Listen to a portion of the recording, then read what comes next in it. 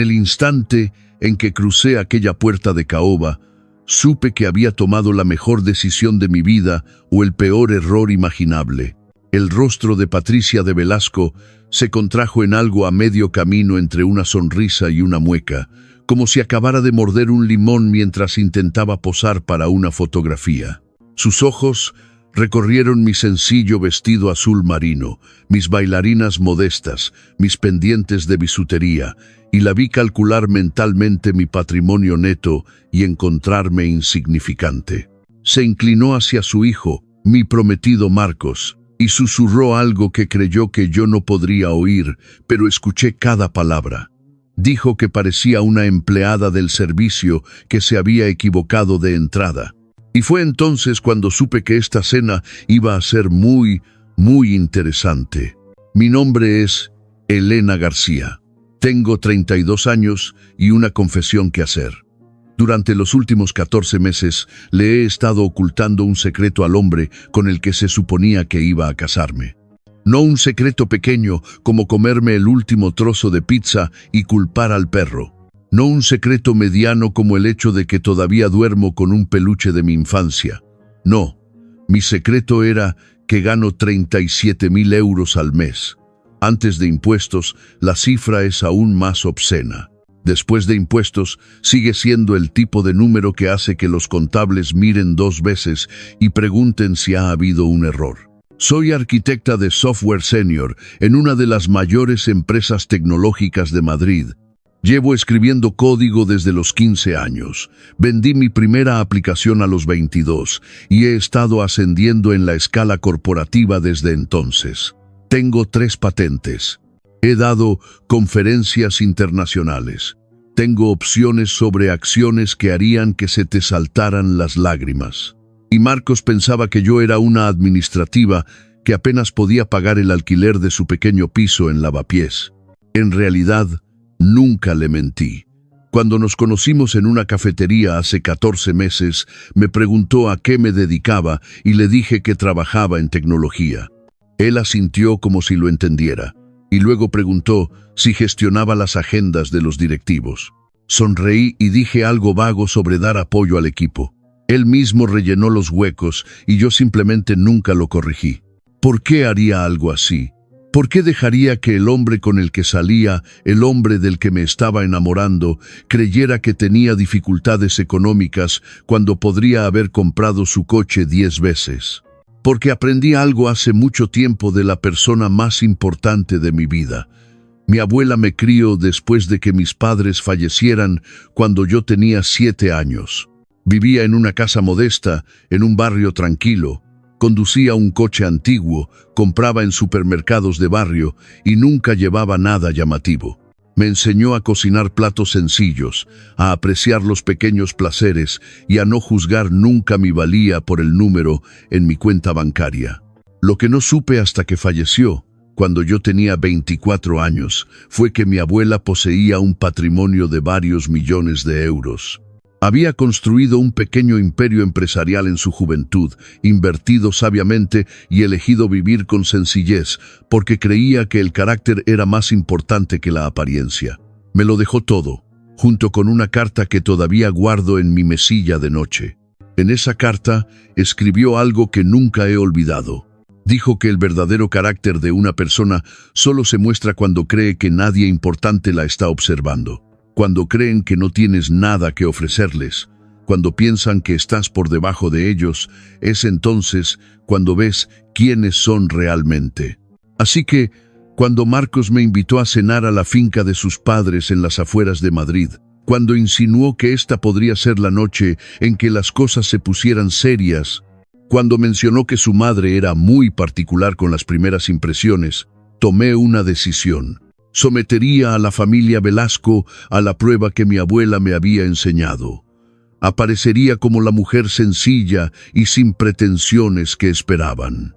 Llevaría ropa modesta, conduciría mi viejo coche y hablaría humildemente de mis circunstancias. Y observaría cómo trataban a alguien que pensaban que no podía ayudarles, alguien que creían que estaba por debajo de ellos.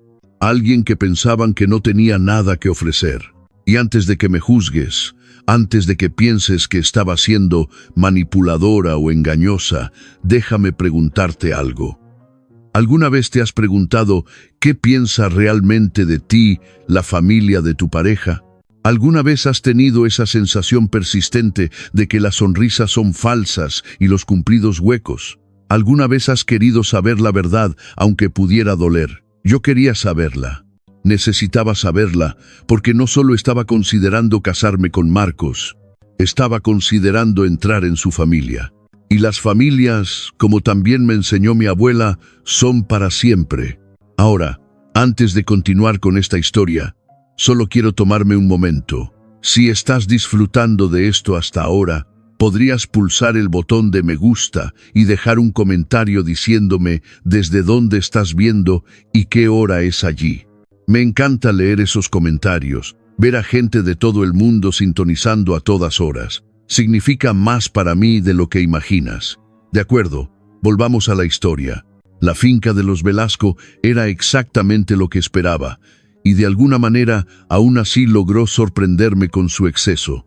El camino de entrada era más largo que algunas calles en las que he vivido. Las puertas eran de hierro forjado con detalles dorados, porque aparentemente el hierro normal no era lo suficientemente pretencioso. El césped estaba cuidado con una precisión que sugería que alguien medía cada brizna de hierba con una regla. Mientras conducía mi Seat Ibiza de 12 años por ese impecable camino, me vi en el espejo retrovisor.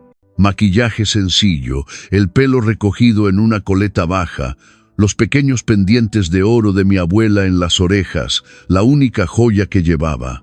Parecía exactamente alguien que no pertenecía a este lugar. Perfecto. Marcos me recibió en la puerta con un beso que pareció ligeramente actuado, como si lo hiciera para una audiencia. Sus ojos se posaron en mi vestido, mis zapatos, mi falta de accesorios, y vi algo en su expresión que nunca antes había notado. Vergüenza. Estaba avergonzado de mi aspecto. Archivé esa observación para más tarde. Dentro, la casa era un monumento al dinero nuevo que intentaba desesperadamente parecer dinero viejo. Lámparas de araña de cristal colgaban de cada techo. Pinturas al óleo con marcos dorados cubrían las paredes, aunque noté que eran reproducciones, no originales. Los muebles eran caros, pero de aspecto incómodo, elegidos por su apariencia en lugar de su funcionalidad. Y allí, de pie en el vestíbulo como una reina inspeccionando su reino, estaba Patricia de Velasco. Rondaba los 60, con el tipo de rostro que claramente había visto a varios cirujanos excelentes. Su pelo rubio estaba peinado en un casco perfecto que probablemente requería laca de resistencia industrial para mantenerse. Su vestido era de diseñador, sus joyas eran reales y su sonrisa era absoluta y completamente falsa. Me extendió la mano como si estuviera concediendo una audiencia. La estreché y sentí la flacidez, el desdén, la completa falta de calidez. Luego le hizo ese comentario a Marcos, el de que parecía una empleada del servicio, y yo sonreí y fingí que no había oído nada. La velada estaba a punto de ponerse muy interesante. Si hubiera sabido en lo que me estaba metiendo esa noche, podría haberme puesto una armadura en lugar de un vestido azul marino. Pero, por otro lado, siempre he creído que la mejor armadura es la información. Y yo había hecho mi investigación. La familia Velasco poseía una cadena de bodegas de vino de renombre en 3 comunidades autónomas. No las marcas de lujo llamativas que ves en las películas, sino vinos respetables de gama media que atraían a las familias normales. El padre de Marcos, Horacio, había heredado el negocio de su propio padre y había pasado los últimos 30 años expandiéndolo. Patricia se había casado con la familia a los 23 años e inmediatamente se había dedicado a escalar la escala social con la determinación de una mujer que sabía exactamente lo que quería. Tenían 2 hijos. Marcos, mi prometido, tenía 34 años y trabajaba como director de marketing en una empresa que no tenía nada que ver con el negocio familiar. Aparentemente, esto era un punto delicado para Horacio, que esperaba que su hijo se hiciera cargo de las bodegas. Y luego estaba Verónica, la hermana mayor, que tenía 38 años y trataba la fortuna familiar como su hucha personal. Había encontrado todo esto a través de registros públicos, redes sociales y algunas búsquedas bien colocadas en Google. Había visto fotos de fiestas fastuosas, eventos sociales y galas benéficas. Había leído artículos sobre la filantropía de Patricia, aunque una mirada más cercana reveló que la mayoría de sus donaciones venían con importantes beneficios fiscales y oportunidades de publicidad. Nada de esto me había preparado para conocer a Verónica en persona. Llegó 20 minutos tarde, lo que más tarde aprendería que era su movimiento característico. Hacer una entrada era más importante que ser respetuosa con el tiempo de los demás. Entró en el salón con un vestido que costaba más que el alquiler mensual de la mayoría de la gente, con diamantes goteando de sus orejas y cuello como si se hubiera caído en una joyería y hubiera salido cubierta de mercancía. Su saludo hacia mí fue una sola palabra, pronunciada con la calidez de un pescado congelado. Hola. No. Hola. Encantada de conocerte. No. Hola. Marcos nos ha hablado mucho de ti. Solo. Hola, con una ligera curvatura del labio que sugería que había olido algo desagradable. Sonreí y le devolví el saludo. Se giró hacia su madre y comenzó una conversación que me excluía deliberadamente, discutiendo sobre algún evento benéfico y si ya habían despedido al florista por el desastre del mes pasado. Me quedé allí, sosteniendo el vaso de agua que me habían ofrecido, sintiéndome tan bienvenida como una vegetariana en un asador. Marcos rondaba cerca, con aspecto incómodo, pero sin decir nada. Esa fue la segunda observación que archivé. Horacio Velasco era una criatura diferente. Era un hombre corpulento, del tipo que probablemente había sido atlético en su juventud, pero que desde entonces se había rendido a las comodidades de la riqueza.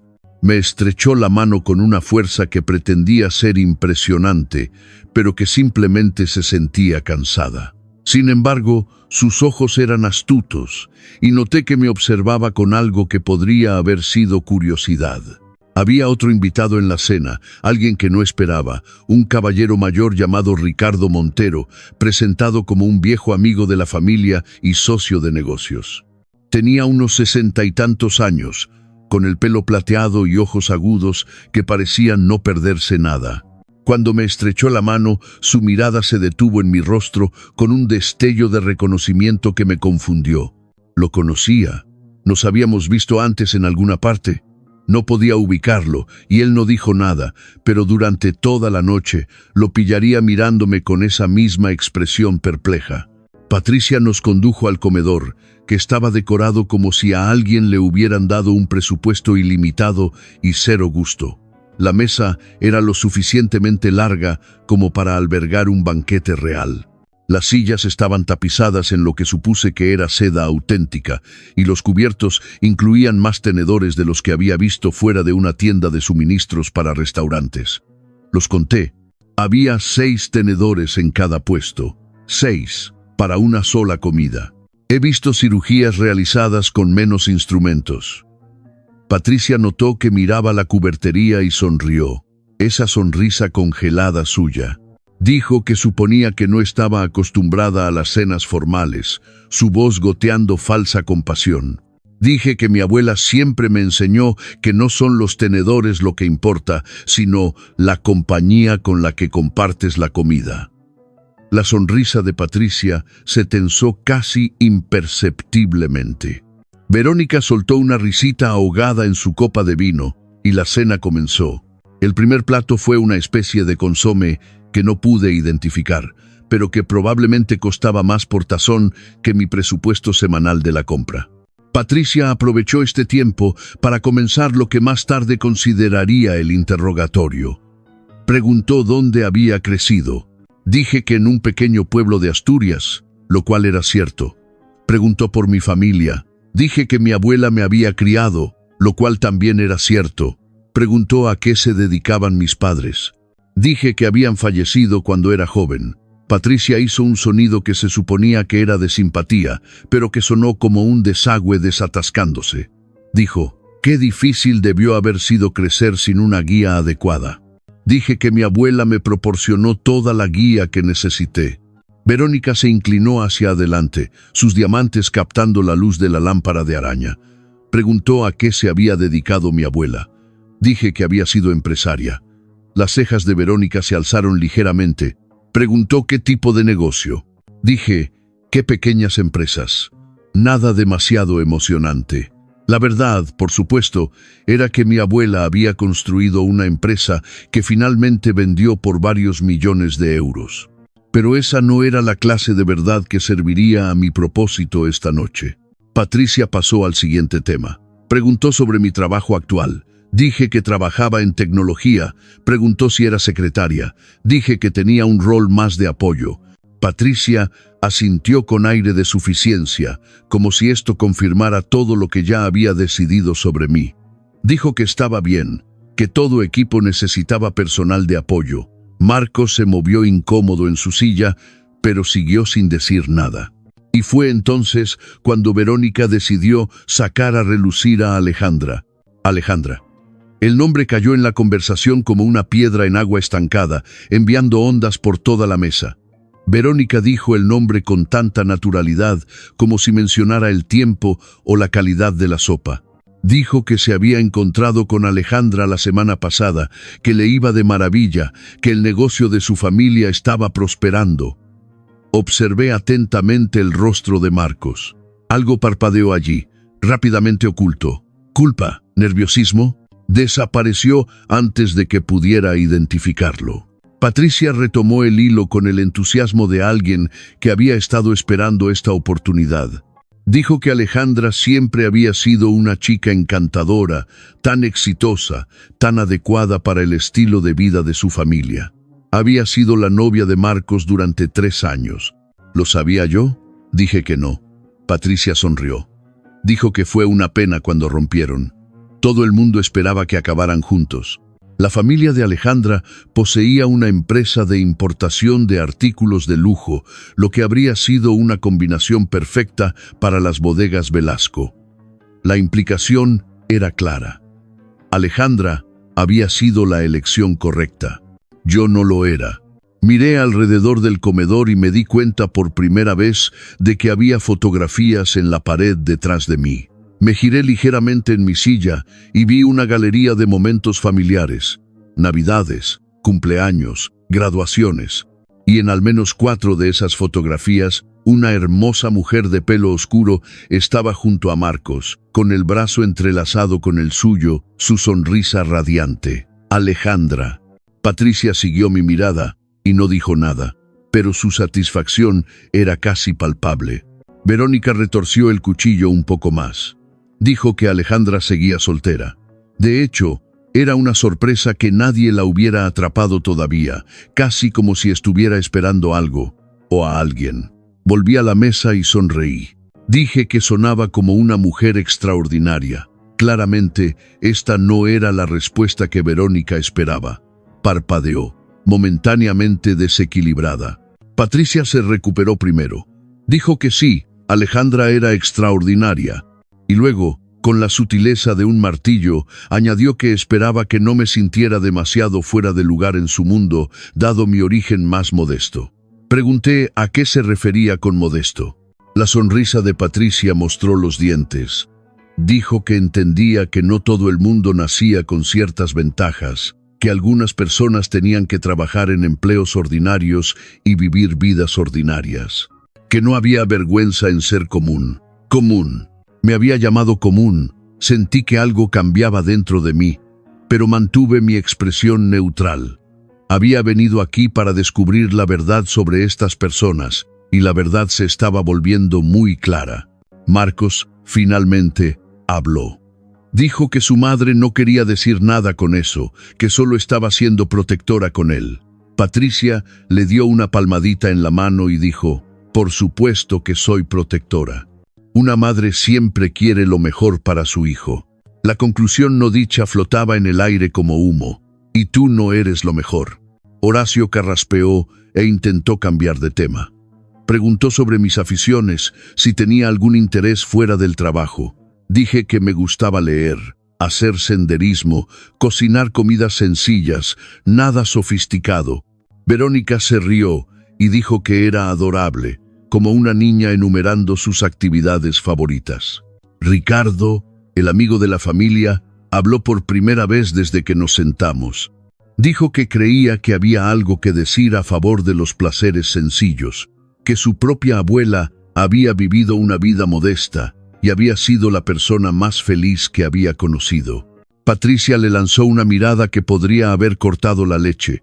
Ricardo la ignoró y continuó mirándome con esa extraña expresión inquisitiva. Preguntó, ¿cómo se llamaba mi abuela? Dije, Margarita García. Las cejas de Ricardo se alzaron ligeramente, pero no dijo nada más, solo asintió pensativamente y volvió su atención a su sopa. El resto de la cena continuó de la misma manera. Patricia y Verónica se turnaron para hacer preguntas diseñadas para recordarme mi lugar, que en sus mentes estaba muy por debajo de ellas. Marcos de vez en cuando hacía débiles intentos de defenderme, pero claramente no lo hacía con convicción.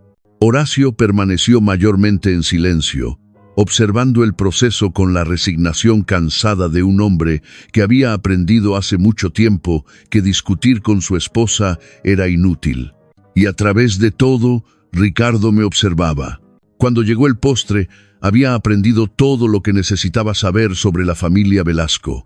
Eran snobs del más alto nivel, del tipo que medía el valor humano en euros y conexiones sociales. Me veían como un obstáculo a eliminar, un problema a resolver, un error que Marcos había cometido y que necesitaba ser corregido. Pero también había aprendido algo más, algo que no esperaba. Marcos no era el hombre que yo creía que era. El Marcos del que me había enamorado era amable y atento, y parecía genuinamente interesado en mí como persona. Pero este Marcos, el que se sentaba a la mesa de su madre y dejaba que me destrozara sin una palabra de protesta real, era alguien diferente, alguien más débil, alguien a quien le importaba más la aprobación de su familia que defender a la mujer que decía amar. Me pregunté cuál era el verdadero Marcos. Estaba a punto de descubrirlo. Después del postre, Patricia anunció que tomaríamos café en el salón. Los hombres se dirigieron hacia las ventanas para discutir de negocios mientras Verónica se excusaba para hacer una llamada telefónica. Patricia dijo que necesitaba hablar con el ama de llaves sobre algo y que se uniría a nosotros en un momento. Esto me dejó sola con mis pensamientos y una oportunidad perfecta. Me disculpé para ir al baño. Marcos me señaló hacia el fondo de la casa por un largo pasillo bordeado de más obras de arte pretenciosas. Caminé lentamente, asimilando los detalles. La casa era impresionante desde un punto de vista puramente financiero, pero se sentía fría, vacía, como un museo en el que nadie vivía realmente. El baño fue fácil de encontrar, pero no era eso lo que buscaba. Lo que buscaba era información, comprensión, alguna pista que me ayudara a dar sentido a la velada. Encontré algo mucho mejor. Al pasar por una puerta entreabierta, oí voces. La voz de Patricia y la de Verónica. Me detuve. Todo mi instinto me decía que siguiera caminando, que respetara su privacidad, que no escuchara a escondidas como un personaje de telenovela. Pero algo en el tono de Patricia me hizo hacer una pausa, algo agudo, urgente. Me acerqué a la puerta, permaneciendo en las sombras. Patricia decía que necesitaban resolver esta situación rápidamente, que no se podía permitir que Marcos cometiera este error. Verónica estuvo de acuerdo. Dijo que no podía creer que la hubiera traído aquí, que pensaba que esto era solo una fase, como su periodo vegetariano en la universidad. Patricia dijo que esto era más serio que una dieta. Esta mujer podría arruinarlo todo. Sentí mi corazón latir más rápido. Estaban hablando de mí, por supuesto, estaban hablando de mí, pero lo que vino después fue lo que realmente me heló la sangre. Verónica dijo que el momento no podía ser peor. Dijo que necesitaban que la fusión con la familia Castellano se llevara a cabo, y para que eso sucediera, Marcos tenía que estar con Alejandra. Castellano. Ese era el apellido de la familia de Alejandra, los importadores de lujo. Patricia estuvo de acuerdo. Dijo que las bodegas estaban en problemas, que necesitaban la asociación con los Castellano para sobrevivir al próximo año fiscal. Sentí que el suelo se movía bajo mis pies. Las bodegas Velasco estaban en problemas financieros. Lo había sospechado por mi investigación, pero esto lo confirmaba. Verónica continuó. Dijo que se suponía que Marcos debía mantener el interés de Alejandra mientras ultimaban los detalles. Ese era el plan. La familia de Alejandra invertiría en las bodegas y a cambio obtendrían acceso a la red de distribución de los Velasco. Patricia dijo que Marcos le había asegurado que mantenía sus opciones abiertas con Alejandra. Opciones abiertas. Mientras me estaba proponiendo matrimonio a mí. Me apoyé contra la pared, mi mente acelerada. Esto no era solo esnovismo. No era solo una familia a la que no le gustaba la novia de su hijo. Esto era calculado, estratégico. Marcos no era solo un hombre débil que no podía enfrentarse a su madre. Marcos me estaba utilizando. ¿Pero para qué? ¿Por qué mantenerme cerca si Alejandra siempre fue el plan?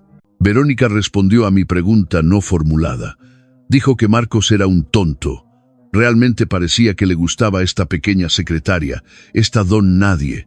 Se suponía que la usaría como un parche hasta que el trato con Alejandra estuviera finalizado, pero se estaba encariñando. Un parche. Eso es lo que yo era. Un parche. Una distracción, alguien para mantener a Marcos ocupado mientras la familia resolvía sus acuerdos comerciales. Patricia dijo que se encargarían de ello. Dijo que harían el anuncio de compromiso esa noche, comprometerían públicamente a Marcos con esta chica y luego encontrarían una manera de romper antes de la boda. Una vez que tuvieran a Alejandra asegurada, descubrirían algún terrible secreto sobre mí que justificaría el fin del compromiso. Verónica preguntó, ¿qué terrible secreto? Patricia dijo que inventarían uno si fuera necesario. Me quedé en ese pasillo, congelada, escuchando a dos mujeres planear la destrucción de mi relación como si estuvieran planeando una cena. Y entonces, Verónica dijo algo que lo empeoró todo. Dijo que al menos la chica era demasiado estúpida para sospechar nada, que Marcos había elegido bien en ese aspecto. Era ingenua, confiada, probablemente agradecida de que alguien como Marcos se hubiera fijado en ella. Patricia se rió y estuvo de acuerdo. Me aparté de la puerta, moviéndome silenciosamente por el pasillo. Mis manos temblaban, pero no de dolor, sino de ira. Pensaban que era estúpida, pensaban que era ingenua, pensaban que estaba tan desesperada por amor que aceptaría cualquier migaja que me arrojaran. No tenían ni idea de con quién estaban tratando. Encontré el baño, me eché un poco de agua fría en la cara y me miré en el espejo. La mujer que me devolvía la mirada no estaba rota, no estaba devastada, estaba pensando. Había venido esta noche para poner a prueba a la familia de Marcos y habían fracasado estrepitosamente. Pero la prueba había revelado algo que no esperaba. El propio Marcos era parte del problema. No estaba simplemente atrapado entre su familia y yo. Me estaba engañando activamente. La pregunta ahora era qué hacer al respecto. Podría enfrentarme a él. Podría salir ahora mismo y decirles a todos exactamente lo que había oído. Podría montar una escena, exponer sus planes y marcharme de esta casa para siempre. Pero eso sería demasiado fácil, demasiado rápido. Me descartarían como emocional, dramática, resentida. Se dirían a sí mismos que solo estaba demostrando que tenían razón sobre mí. No. Si iba a responder a esta traición, lo haría a mi manera, en mis términos, con un plan que nunca verían venir. Mi abuela me había enseñado muchas cosas, pero una lección destacaba sobre todas las demás. Dijo que cuando alguien te subestima, te ha hecho un regalo, el don de la sorpresa. Patricia y Verónica acababan de darme el mayor regalo de todos. No tenían ni idea de lo que era capaz. Me arreglé el maquillaje, me alisé el pelo y volví al salón con una sonrisa en el rostro. El juego acababa de empezar. Cuando regresé al salón, algo había cambiado. Los muebles se habían reorganizado ligeramente, la iluminación ajustado. Patricia estaba de pie junto a la chimenea con una expresión de anticipación apenas disimulada. Horacio se había colocado cerca de la entrada, con aspecto incómodo. Verónica fingía examinar un cuadro, pero la pillé mirando a Marcos con una sonrisa de suficiencia. Y Marcos estaba en el centro de la habitación, con aspecto nervioso, demasiado nervioso. Se giró cuando entré, y su rostro se iluminó con lo que se suponía que era una sonrisa de amor. Caminó hacia mí, tomó mis manos entre las suyas y dijo que quería preguntarme algo. Sentí que la trampa se cerraba a mi alrededor. Marcos dijo que sabía que no llevábamos mucho tiempo juntos y que su familia podía ser un poco abrumadora al principio, pero dijo que sabía lo que quería. Dijo que me quería a mí, y entonces se arrodilló.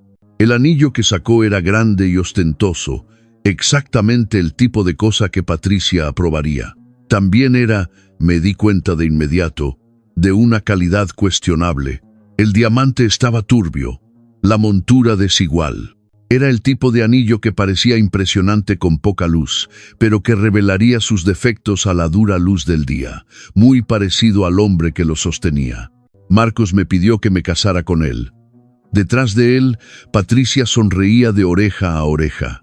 Este era claramente el plan, el primer paso de su estrategia. Comprometer públicamente a Marcos conmigo y luego encontrar una manera de deshacerse de mí más tarde. Mientras tanto, usarían el compromiso para mantener a Alejandra esperando, haciéndole la promesa de Marcos mientras resolvían sus acuerdos comerciales. Entendí todo esto en un instante. También entendí que tenía que tomar una decisión. Podía decir que no. Podía rechazar esta proposición de un hombre que me estaba utilizando frente a una familia que me despreciaba. Podía irme con mi dignidad intacta y no volver a verlos nunca más. Pero eso terminaría la historia demasiado pronto. Pensé en lo que había oído en el pasillo. Pensé en sus planes de inventar algún escándalo sobre mí. Pensé en cómo me veían. Estúpida, ingenua, desechable. Y pensé en lo satisfactorio que sería mostrarles exactamente lo equivocados que estaban. Así que dije que sí. Marcos deslizó el anillo en mi dedo y Patricia comenzó a aplaudir como si estuviera en una función de teatro. Verónica me ofreció sus felicitaciones con toda la calidez de una mañana de enero en la sierra. Horacio estrechó la mano de Marcos y le dijo que lo había hecho bien. Ricardo me miró desde el otro lado de la habitación. Había algo en su expresión, algo de complicidad, como si sospechara que a esta historia le quedaban algunos capítulos más. Le sonreí y él me devolvió la sonrisa. El resto de la velada transcurrió en una neblina de champán y falsas felicitaciones. Patricia habló de la planificación de la fiesta de compromiso. Verónica discutió posibles lugares. Horacio mencionó oportunidades de negocio que podrían surgir de la unión de nuestras familias, aunque titubeó al decirlo, claramente inseguro de lo que mi familia podría aportar. Marcos se mantuvo cerca de mí, interpretando el papel de prometido devoto con una convicción sorprendente. Si no hubiera oído lo que su madre y su hermana habían dicho, podría haberlo creído, pero lo había oído y nunca lo olvidaría. Cuando la noche finalmente terminó, Marcos me acompañó a mi coche. El aire nocturno era frío y claro, y por un momento nos quedamos allí en el camino de entrada, mirándonos. Me preguntó si estaba bien. Dijo que sabía que su familia podía ser intensa, pero prometió que acabarían aceptándome. Dije que lo entendía. Dije que solo estaba cansada. Me dio un beso de buenas noches y me alejé de la finca de los Velasco con su anillo en mi dedo y un plan formándose en mi mente. A la mañana siguiente comencé mi investigación.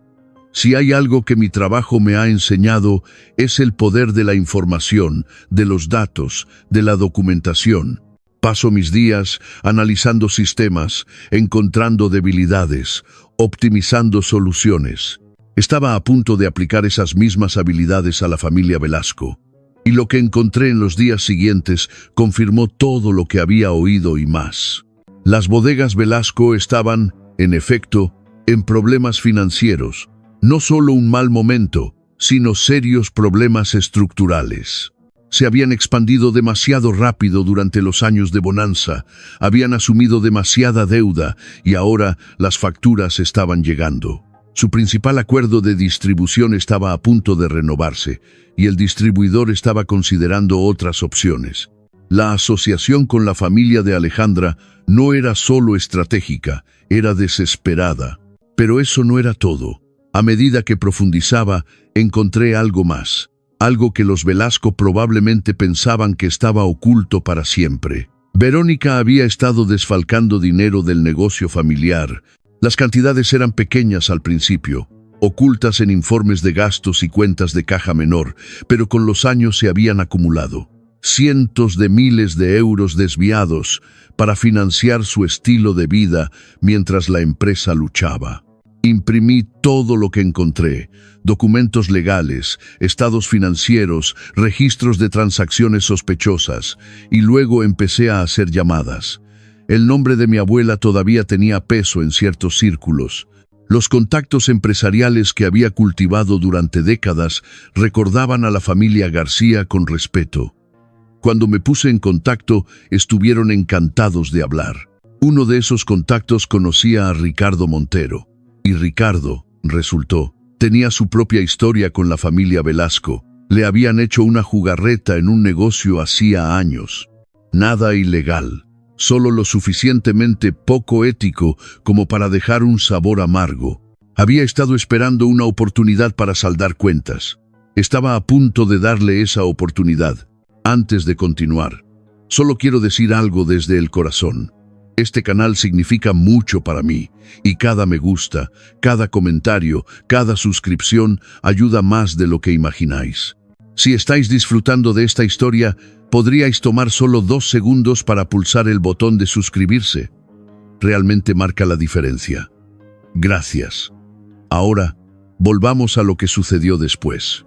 Las siguientes semanas fueron un ejercicio de paciencia y actuación. Interpreté el papel de la prometida feliz con la habilidad de una actriz galardonada. Asistí a cenas familiares en la finca de los Velasco. Escuché los comentarios pasivo-agresivos de Patricia con una sonrisa. Vi a Verónica alardear de su ropa de diseñador y sus joyas caras, sabiendo exactamente de dónde había salido el dinero, y observé a Marcos. Era diferente ahora. O tal vez solo lo estaba viendo con claridad por primera vez. La atención que una vez encontré encantadora ahora parecía calculada. Los cumplidos sonaban ensayados. Y su teléfono, que guardaba con creciente vigilancia, vibraba con mensajes que rápidamente ocultaba de mi vista. Sabía quién le escribía. Había visto el nombre aparecer en su pantalla más de una vez. Alejandra. Una tarde, le dije a Marcos que trabajaría hasta tarde. En lugar de eso, aparqué cerca del restaurante donde se suponía que iba a reunirse con un cliente. No se reunía con un cliente, se reunía con ella. Observé a través de la ventana cómo se sentaban juntos en una mesa de esquina, sus cabezas juntas, su lenguaje corporal inequívocamente íntimo. En un momento dado, él le tomó la mano sobre la mesa. En otro, ella se rió de algo que él dijo y le tocó la cara. Tomé fotografías, no porque necesitara pruebas para ningún propósito legal, sino porque quería recordar este momento. Quería recordar exactamente quién era realmente Marcos Velasco. No era solo débil, no era solo un niño de mamá. Era un mentiroso y un tramposo, manteniendo activamente 2 relaciones mientras su familia orquestaba el resultado desde la sombra. La rabia que sentí en ese momento fue candente y purificadora. Pero no actué en consecuencia, aún no. En cambio, me fui a casa y añadí las fotografías a mi creciente archivo. Ricardo y yo nos habíamos estado reuniendo regularmente, siempre en secreto. Él tenía su propia documentación de las prácticas comerciales cuestionables de los Velasco. Conocía a personas que habían sido perjudicadas por sus tratos a lo largo de los años. Estaba más que dispuesto a ayudar a derribarlos. Pero me preguntó por qué. Dijo que entendía sus propias motivaciones, pero quería saber las mías. ¿Era solo por venganza o era algo más? Pensé en su pregunta durante mucho tiempo antes de responder. Dije que no era por venganza, era por la verdad. Dije que los Velasco habían pasado sus vidas usando su dinero y posición para manipular a la gente. Trataban a cualquiera que consideraban inferior como desechable. Estaban criando a Marcos para que fuera igual, y seguirían haciéndoselo a otros mucho después de que yo me fuera. Dije que alguien necesitaba mostrarles que su dinero no podía protegerlos de las consecuencias. Ricardo asintió lentamente. Dijo que mi abuela estaría orgullosa. Ese fue el momento en que supe que había tomado la decisión correcta. La fiesta de compromiso estaba fijada para 3 semanas después. Los Velasco la organizaban en su finca, invitando a todos los que importaban en la comunidad empresarial. Patricia lo estaba tratando como una coronación, una oportunidad para mostrar a su familia perfecta al mundo. No tenía ni idea de lo que se avecinaba. Pasé esas 3 semanas preparándome. Me coordiné con Ricardo. Hice llamadas estratégicas a contactos de la industria. Incluso me puse en contacto con la empresa distribuidora que estaba considerando abandonar a las bodegas Velasco. Estuvieron muy interesados en lo que tenía que compartir. Y luego, la noche antes de la fiesta, hice una última cosa. Le di a Marcos una última oportunidad de ser honesto. Estábamos sentados en su apartamento repasando los últimos detalles de la fiesta. Le pregunté casualmente cómo se sentía acerca de nosotros, de nuestro futuro. Dijo que estaba emocionado. Dijo que no podía esperar para casarse conmigo. Le pregunté si había algo que quisiera decirme, cualquier cosa. Me miró con esos ojos azules que una vez encontré tan encantadores. Dijo que no había nada. Dijo que yo era todo lo que siempre había querido. Pregunté por Alejandra. Su rostro se puso pálido. Se recuperó rápidamente, pero había visto el destello de miedo en sus ojos. Dijo que Alejandra era solo una vieja amiga, nada más. Asentí y dije que entendía. Y en ese momento lo entendí. Entendí que Marcos nunca me diría la verdad. Me mentiría a la cara mientras le sirviera a sus propósitos. Era hijo de su madre, de pies a cabeza. A la noche siguiente me puse un vestido de mi armario real. No el modesto número azul marino que había llevado a esa primera cena. Este era de diseñador, elegante, valía más que todo lo que Patricia llevaba puesto junto. Me miré en el espejo y sonreí. Era hora de mostrarle a la familia Velasco a quien habían subestimado exactamente. La finca de los Velasco había sido transformada para la fiesta de compromiso. Carpas blancas salpicaban el césped cuidado. Lámparas de araña de cristal colgaban de estructuras temporales, proyectando luz prismática sobre la multitud reunida. Un cuarteto de cuerda tocaba música clásica de buen gusto cerca de la fuente. Camareros con uniformes impecables circulaban con champán y canapés, que probablemente costaban más por bocado que el salario por hora de algunas personas. Patricia se había superado a sí misma. Esto no era solo una fiesta, era una declaración. Llegué en mi habitual Seat, observando las expresiones de los aparcacoches mientras intentaban conciliar mi modesto vehículo con el desfile de Mercedes y BMW que me habían precedido. Uno de ellos me preguntó si era del catering. Sonreí y le di mis llaves. El paseo desde el aparcamiento hasta la carpa principal se sintió como una pasarela. Con cada paso me despojaba del personaje que había estado interpretando durante las últimas 3 semanas. La novia nerviosa, la prometida agradecida, la mujer sencilla que debería estar agradecida por la aceptación a regañadientes de Patricia de Velasco. Esta noche yo era Elena García, la de verdad.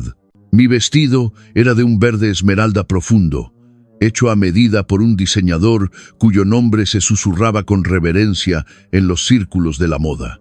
Mis joyas eran discretas, pero inconfundibles para cualquiera que conociera la calidad. El colgante de diamantes de mi abuela colgaba de mi cuello, una pieza que había sido tasada en más de lo que cuestan la mayoría de los coches. Mi reloj era una edición limitada que solo 50 personas en el mundo poseían. Había pasado los últimos 14 meses ocultando quién era. Esta noche dejaría de esconderme. La primera persona en fijarse en mí fue una mujer que no reconocí, la esposa o novia de alguien cerca de la entrada de la carpa principal. Me miró, volvió a mirar y luego le susurró algo a su acompañante. Ambos se quedaron mirando. Seguí caminando. La segunda persona en notarme fue Horacio Velasco. Estaba saludando a los invitados cerca de la barra, cumpliendo con sus deberes de anfitrión, con el entusiasmo cansado de un hombre que preferiría estar viendo el golf. Cuando me vio, su sonrisa de bienvenida se congeló.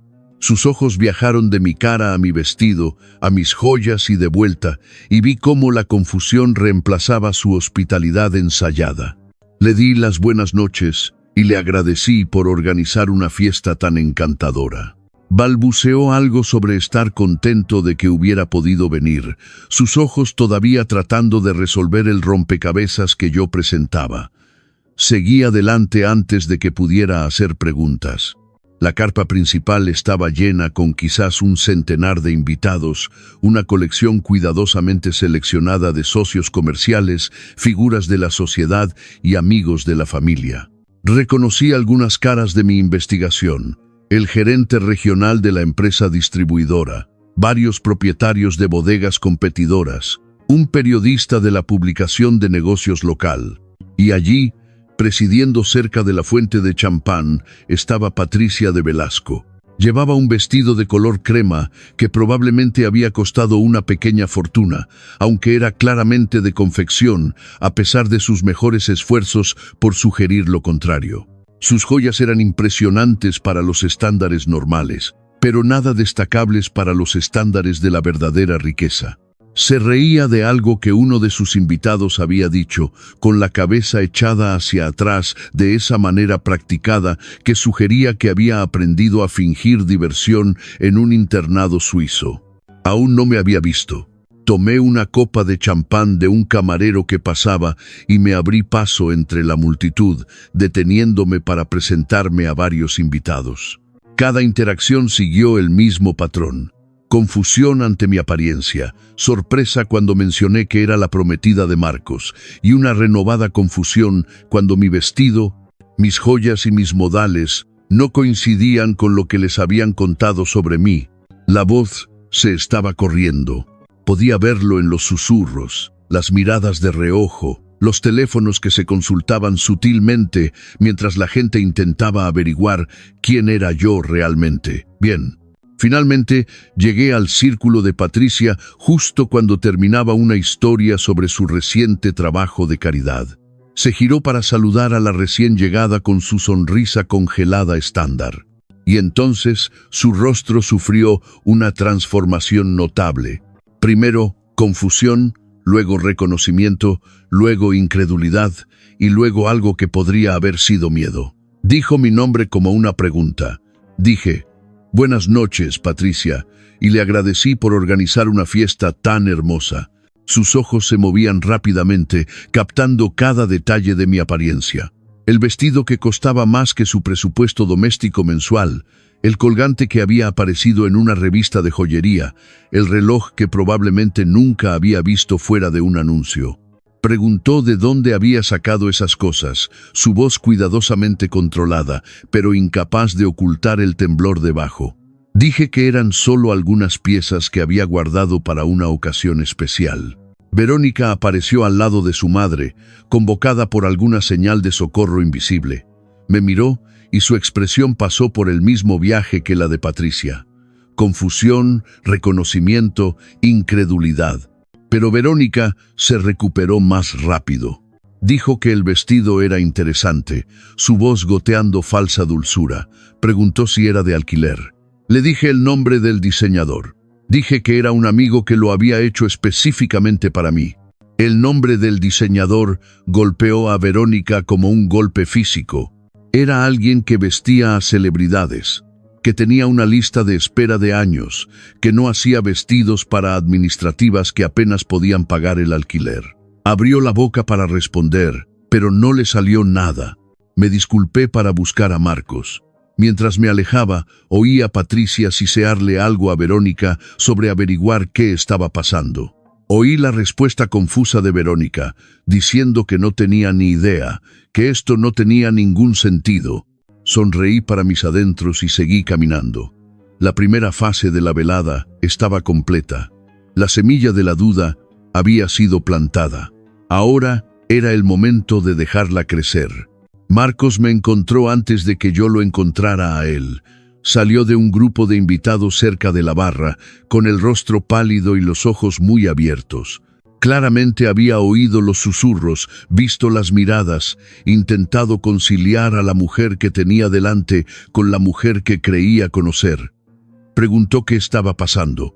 Preguntó de dónde había sacado el vestido, las joyas, la transformación. Preguntó por qué parecía una persona completamente diferente. Dije que parecía yo misma. Me miró fijamente y vi cómo algo cambiaba detrás de sus ojos. No comprensión exactamente, más bien la primera grieta en un muro que había estado ocultando una verdad incómoda. Preguntó si podíamos hablar en privado. Dije que más tarde.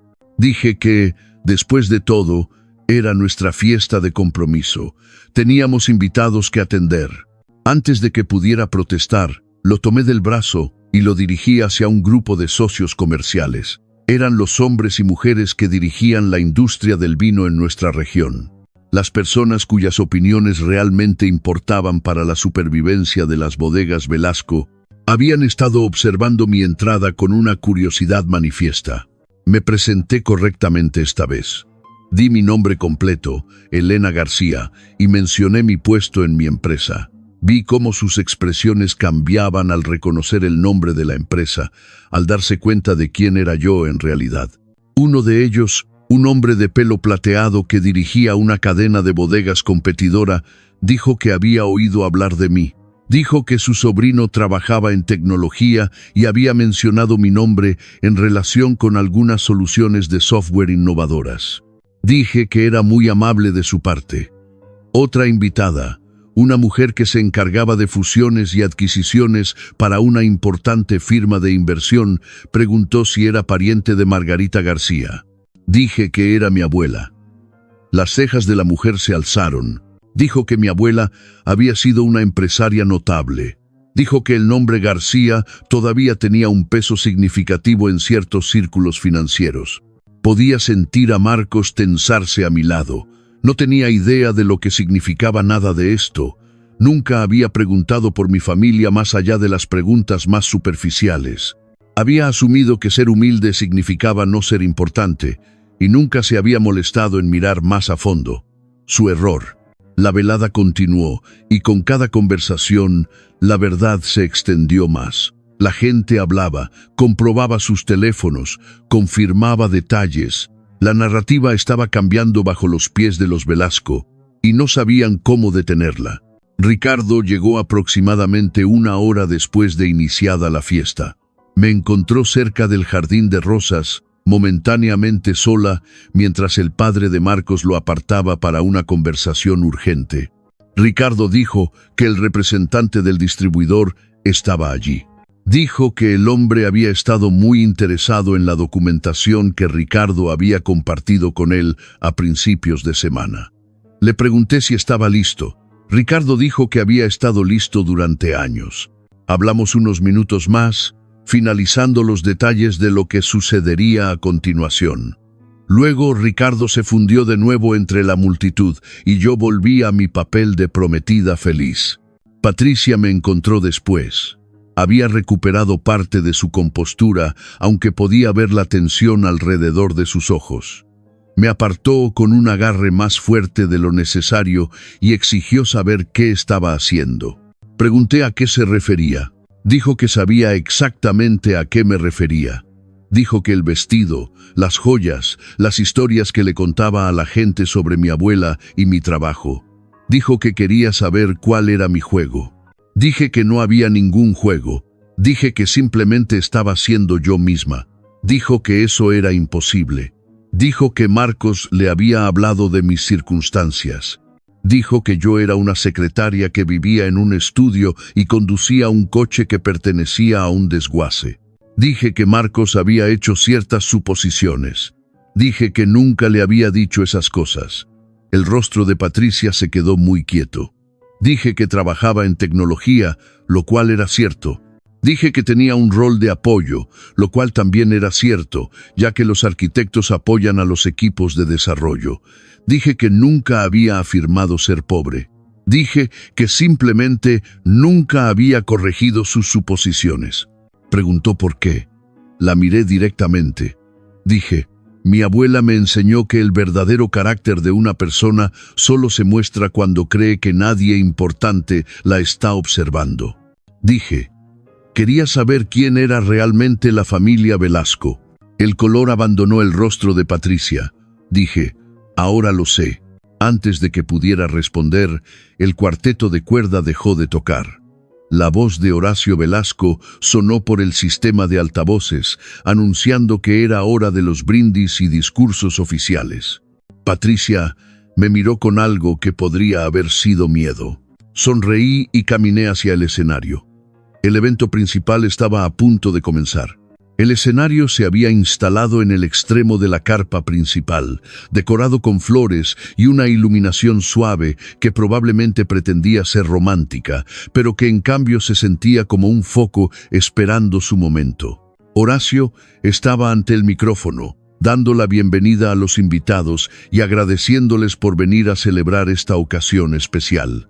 Habló de la familia, de la tradición, de la importancia de las asociaciones sólidas tanto en los negocios como en la vida. Sus ojos no dejaban de mirar a Patricia, que se abría paso entre la multitud hacia el escenario con la determinación de un general acercándose a un campo de batalla.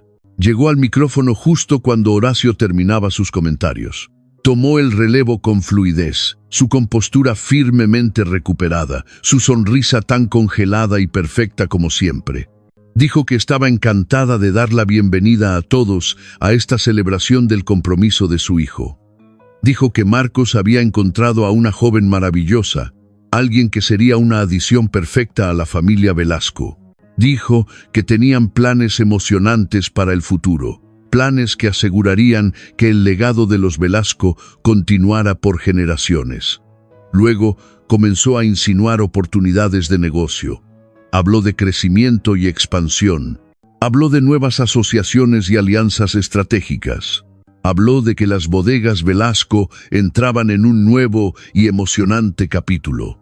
Vi al representante del distribuidor moverse incómodo. Vi a Ricardo cruzar una mirada con él y asentir casi imperceptiblemente. Patricia estaba construyendo algo. Estaba usando esta fiesta de compromiso como plataforma para algún tipo de anuncio de negocios, probablemente relacionado con la fusión con los Castellano que se suponía que salvaría su empresa. Llamó a Marcos al escenario. Subió los escalones con aspecto nervioso, aunque intentaba ocultarlo tras su sonrisa ensayada. Se paró junto a su madre y miró a la multitud, buscándome. Su expresión era complicada. Patricia dijo que había una persona más que debería estar en este escenario. Dijo que quería dar la bienvenida a su futura nuera, la mujer que había cautivado el corazón de su hijo. Dijo mi nombre, y la multitud se giró para mirarme. Dejé mi copa de champán y caminé hacia el escenario. La carpa estaba en silencio, excepto por mis pasos. Todos los ojos estaban puestos en mí. Los susurros habían hecho su trabajo. Todo el mundo sabía que algo estaba pasando, que esta fiesta de compromiso estaba a punto de convertirse en algo completamente diferente. Subí los escalones y me paré junto a Marcos. Intentó tomar mi mano, pero su agarre era inseguro, inquisitivo. Patricia me entregó el micrófono con una sonrisa que no llegaba a sus ojos. Dijo que estaba segura de que querría decir unas palabras. Miré el micrófono en mi mano, miré a Marcos, Miré a Patricia, que creía tener el control. Miré a la multitud, llena de gente que podía hacer o deshacer el futuro de la familia Velasco. Dije, sí, quiero decir unas palabras. Y entonces empecé a hablar. Dije que quería agradecer a Patricia la cálida bienvenida que me había dado. Dije que quería reconocer a la familia Velasco por mostrarme exactamente quiénes eran durante las últimas semanas. La sonrisa de Patricia parpadeó. Dije, cuando vine por primera vez a esta casa, tomé una decisión.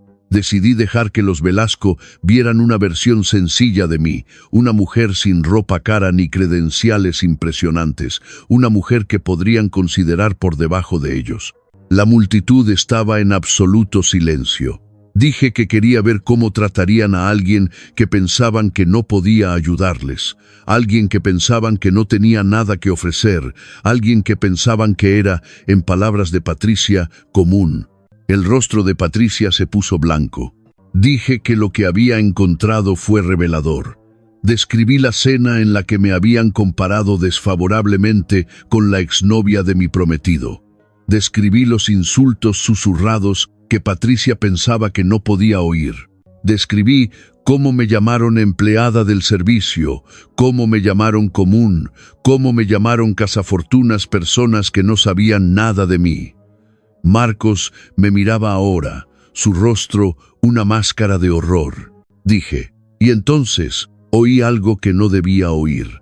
Describí la conversación en el estudio. Describí a Verónica y Patricia discutiendo cómo eliminarme de la vida de Marcos. Describí cómo me enteré de que yo era solo un parche, alguien para mantener a Marcos ocupado mientras la familia arreglaba su verdadero futuro con Alejandra Castellano. Se oyeron jadeos entre la multitud.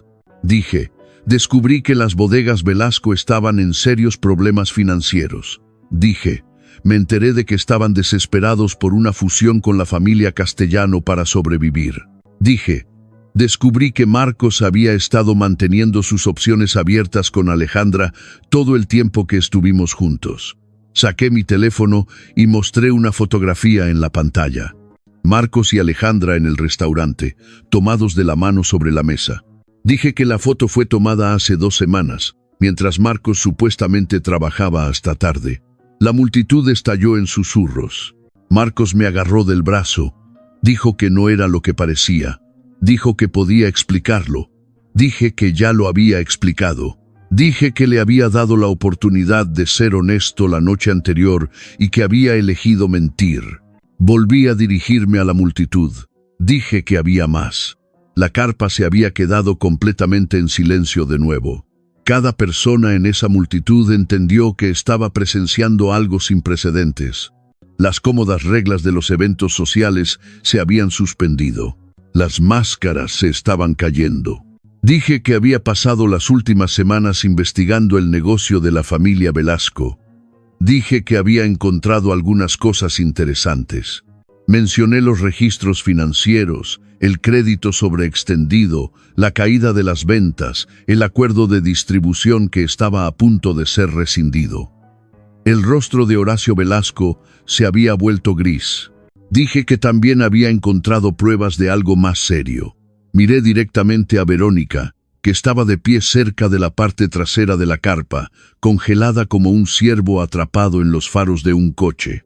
Dije que Verónica Velasco había estado desfalcando dinero de la empresa familiar durante años. Dije que las cantidades habían empezado siendo pequeñas, pero que habían crecido con el tiempo. Dije que el total ascendía ahora a cientos de miles de euros. El marido de Verónica se giró para mirarla con una expresión de puro shock. Verónica gritó que era mentira. Dijo que no tenía pruebas. Dijo que yo solo era una mujer resentida tratando de destruir a su familia. Ricardo dio un paso adelante desde la multitud. Dijo que él tenía pruebas. Caminó hacia el escenario llevando una carpeta que yo sabía que contenía años de documentación. Registros bancarios, informes de gastos, historiales de transacciones, todo lo necesario para demostrar exactamente lo que Verónica había hecho. Entregó la carpeta al representante del distribuidor, que se había acercado al escenario con la mirada de un hombre cuyas peores sospechas se estaban confirmando. Ricardo dijo que había esperado mucho tiempo este momento. Dijo que los Velasco le habían engañado en un negocio hace 15 años y que nunca lo había olvidado. Dijo que cuando Elena se le había acercado con pruebas de sus fechorías actuales, había estado encantado de contribuir con lo que sabía. Patricia encontró su voz.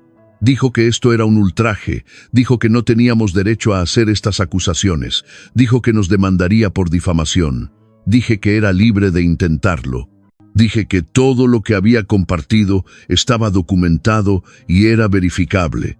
Dije que los registros financieros eran información pública disponible para cualquiera que supiera dónde buscar. Dije que las pruebas del desfalco de Verónica se habían recopilado de fuentes que se sostendrían en cualquier tribunal. Miré a Marcos, que seguía de pie a mi lado, con el aspecto de un hombre cuyo mundo entero se había derrumbado.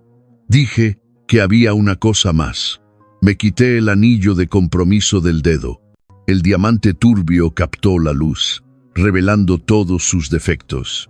Dije que no me casaría con Marcos Velasco. Dije que nunca había tenido la intención de hacerlo, no después de saber la verdad sobre él y su familia. Dije que la única razón por la que había aceptado su propuesta era para darle suficiente cuerda para que se ahorcaran solos. Le devolví el anillo a Marcos. Dije que debería dárselo a Alejandra. Dije que ella era claramente la que él realmente quería. El rostro de Marcos se contrajo. Dijo que no era cierto. Dijo que sentía algo por mí. Dijo que lo de Alejandra era solo negocios, algo que su madre había arreglado. Dije que ese era exactamente el problema. Dije que había dejado que su madre arreglara su vida, sus relaciones, su futuro. Dije que nunca me había defendido cuando su familia me atacó. Dije que me había mentido a la cara sobre Alejandra, incluso cuando le di la oportunidad de ser honesto. Dije que un hombre que no podía ser honesto con la mujer que decía amar no era un hombre con el que quisiera casarme. La multitud estaba en absoluto silencio. Me giré para enfrentarlos una última vez. Dije que era Elena García. Dije que era una arquitecta de software senior que había construido una carrera a través del trabajo duro y la integridad. Dije que ganaba más dinero en un mes de lo que la mayoría de la gente ganaba en un año, y que vivía con sencillez, porque mi abuela me había enseñado que la riqueza no es la medida del valor de una persona. Dije que los Velasco me habían mostrado su verdadero carácter. Se habían revelado como personas que juzgaban a los demás por sus cuentas bancarias y su estatus social. Me habían tratado con desprecio porque pensaban que no tenían nada que ofrecerles. Dije que ese era el tipo de carácter que finalmente los destruiría, con o sin mi ayuda. Dejé el micrófono en el podio y bajé del escenario. La multitud se abrió para mí como el agua. Nadie habló. Nadie intentó detenerme. Detrás de mí oí comenzar el caos. No miré hacia atrás mientras caminaba por la carpa, pero podía oírlo todo. La voz de Patricia, aguda y desesperada, tratando de salvar la situación. Decía que había habido un malentendido, que yo estaba claramente trastornada, que nada de lo que había dicho era cierto, pero el daño estaba hecho. Pude oír al representante del distribuidor hablando por su teléfono, su voz cortante y profesional. Pude oír a otros invitados murmurando, algunos ya dirigiéndose a las salidas, queriendo distanciarse del desastre que se desarrollaba ante ellos. Llegué al borde de la carpa y me detuve. Verónica había acorralado a su marido cerca de la barra, tratando de explicar, de justificar. Su expresión era de piedra. La miraba como si nunca la hubiera visto antes, como si la mujer con la que se había casado hubiera sido reemplazada por una extraña con su rostro. Horacio estaba hundido en una silla, la cabeza entre las manos. El patriarca del Imperio Velasco, humillado por la exposición de secretos que probablemente había sospechado, pero que nunca había querido reconocer. Y Marcos estaba solo en el escenario, con el anillo rechazado todavía en la mano. Me miraba con una expresión que no pude leer del todo. Ira, dolor, arrepentimiento, ya no importaba. Salí de la carpa al aire fresco de la noche. Las estrellas brillaban en lo alto, indiferentes al drama humano que se desarrollaba debajo de ellas. Respiré hondo, llenando mis pulmones de un aire que se sentía más limpio, de alguna manera más ligero. Ricardo me encontró junto a la fuente unos minutos después. Dijo que estaba hecho. Dijo que el distribuidor ya había hecho la llamada. Las bodegas Velasco perderían su acuerdo de distribución a finales de mes. Le pregunté si se sentía satisfecho. Dijo que satisfacción no era la palabra exacta. Dijo que se sentía más como un alivio, como una deuda que finalmente se había pagado. Entendí lo que quería decir. Me preguntó qué haría ahora. Dije que me iría a casa. Dije que dormiría bien por primera vez en semanas. Dije que me despertaría mañana y continuaría construyendo la vida que había creado para mí misma. La vida que no tenía nada que ver con Marcos Velasco o su familia. Ricardo asintió.